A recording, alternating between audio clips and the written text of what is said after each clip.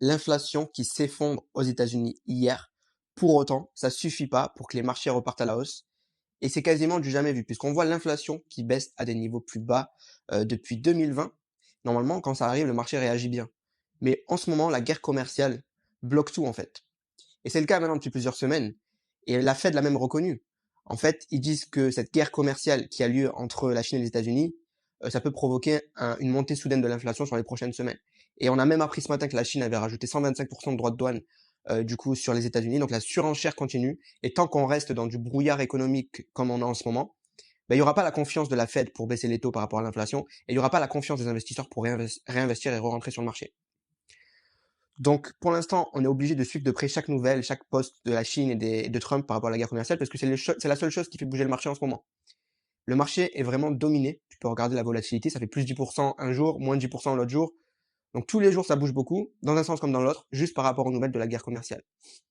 On peut noter en ce moment un nouveau sommet historique de la liquidité mondiale. Normalement, on a besoin de cette liquidité mondiale pour retrouver des nouveaux sommets sur Bitcoin. Donc, on avait eu un sommet en février. Du coup, cette liquidité mondiale est en forte corrélation avec le Bitcoin. Du coup, le Bitcoin aurait dû faire un nouveau record historique par rapport à cette liquidité mondiale entre mi-avril et début mai ou mi-mai. Mais du coup, là, il n'a pas encore fait parce qu'il manque l'élément fondamental qui fait que cette liquidité mondiale se déverse sur le Bitcoin et les actifs risqués. Et pour autant, le sommet historique apparaît à nouveau en ce moment sur cette liquidité mondiale. Donc ça voudrait dire que dans 80 ou 110 jours, on pourrait voir du coup un sommet sur les actifs risqués grâce à cette liquidité mondiale. Donc ce surplus, il va finir à un moment ou à un autre de se rediriger vers les actifs risqués, ce sommet de liquidité.